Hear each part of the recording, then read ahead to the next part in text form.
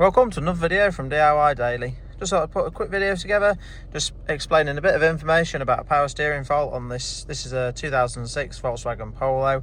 Now, I have done a few videos on this issue in the past, basically to do with fitting a new power steering pump and the coding of it. So what the issue is, we've had a faulty pump on this one. We've had to put some repair connectors on it as well, because one of the connectors was all three was smashed actually, but one of them was quite badly damaged, and it corroded all the pump inside the terminal. So we knew it definitely needed a pump, but once we'd fitted the pump, we was left with the power steering light on. The steering wasn't quite working properly, and it's to do with an issue with it not calibrating the steering angle is the fault code that it comes up with. I'll just overlay the fault code over the top of the video as well.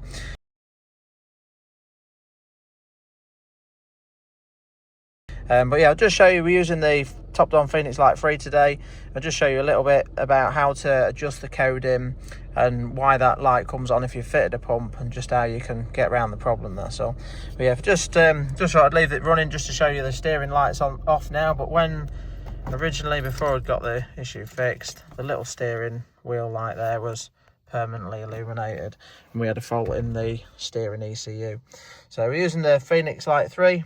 Just on a full code scan now that the fault's fixed. You can see it's clear in there, but it was a permanent code. And if we just go into the module, basically it's to do with the coding of the pump. So let's just show you once we get into it. So once you get into the, obviously on this main screen here, you can just see we've got a code module there. And the reason this wanted to just show it on the top down, we have got a snap-on machine as well, but it's guided and instructed on the top-down machine, which is really handy. It just means that you can do it without having to find out the exact specific coding. So just to let you know, when we got this pump, it's one that we purchased aftermarket.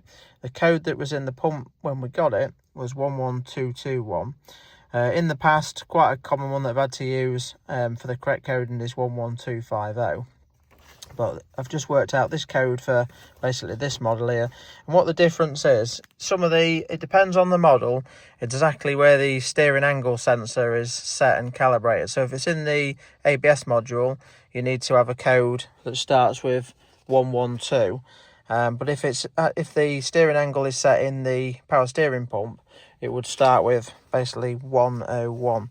So if I just show you, once you've gone onto the coding screen on the top down anyway, it is all basically instructed in there, so you can just see it runs you through, and you can just pick and choose. You've obviously just got to do a little bit of research to just find out exactly, you might need to find out obviously about the airbag module there and whether it's active or not active, and you can work out the coding yourself. And again, it's relatively easy to do. Then once you've worked out the coding, you can just go forward and obviously at the next stage install the new code in there. Always take note of the original code that was in the pump, but basically with this one, all we had to do was just simply recode the pump. As soon as I'd done that and put the correct coding in there, it would allow me to clear the fault code.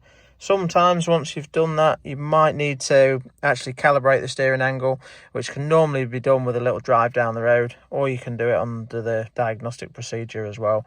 But on this one, as soon as I'd actually coded it correctly, it cleared the code out, took it for a quick road test, and it's absolutely spot on straight away. So yeah, I just thought I'd put a quick video on there just showing you how easy it is with the top down machine. But yeah, if you've got that light, you can do it with any other diagnostic machine. It's actually quite simple. Some people might think there's an issue with the pump. It's not the pump that's at fault. It's just that it simply needs coding correctly, that's all. I think I should have the fault code, so hopefully I'll overlay that over the video. But it was basically just a fault code to do with the communication with the steering angle sensor, that's all. But yeah, I hope the video helped. If it did, give it a quick thumbs up and subscribe to the channel. Thanks for watching, and we'll see you in the next video.